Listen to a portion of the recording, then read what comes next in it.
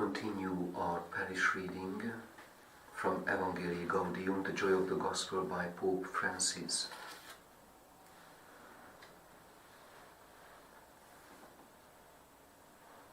Paragraph 231.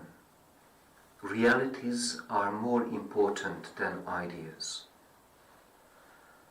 There also exists a constant tension between ideas and realities. Realities simply are, whereas ideas are worked out. There has to be continuous dialogue between the two, lest ideas become detached from realities. It is dangerous to dwell in the realm of words alone, of images and rhetoric. So a third principle comes into play. Realities are greater than ideas. This calls for rejecting the various means of masking reality. Angelic forms of purity, dictatorship of relativism, empty rhetoric, objective, more ideal than real, objectives more ideal than real, brands of ahistorical fundamentalism, ethical systems bereft of kindness, intellectual discourse bereft of wisdom.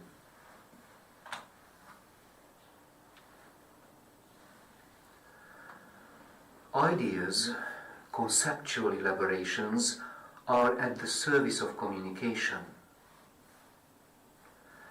Understanding and praxis.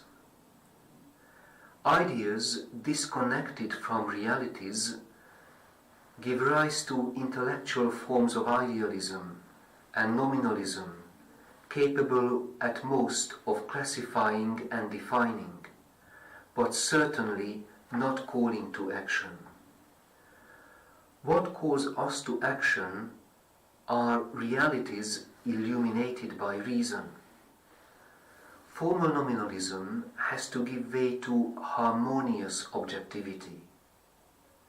Otherwise, the truth is manipulated. Cosmetic take the place of real care for our bodies. We have politicians and even religious leaders who wonder why people do not understand and follow them, since their proposals are so clear and logical. Perhaps it is because they are stuck in the realm of pure ideas and end up reducing politics of faith to rhetoric. Others have left simplicity behind and have imported rationality foreign to most people. Realities are greater than ideas. This principle has to do with incarnation of the Word and its being put into practice. By this you know the Spirit of God. Every spirit that confesses that Jesus Christ is come in the flesh is from God.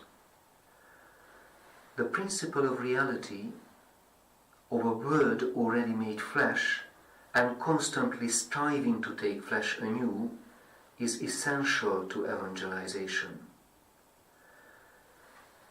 It helps us to see that the Church's history is a history of salvation, to be mindful of those saints who inculturated the gospel in the life of peoples and to reap the fruits of the Church's rich millennial tradition, without pretending to come up with a system of thought detached from this treasury, as if we wanted to reinvent the gospel. At the same time, this principle impels us to put the Word into practice, to perform works of justice and charity which made that Word fruitful. Not to put the Word into practice, not to make it reality, is to build on sand, to remain in the realm of pure ideas and to end up in a lifeless and unfruitful self-centeredness and Gnosticism.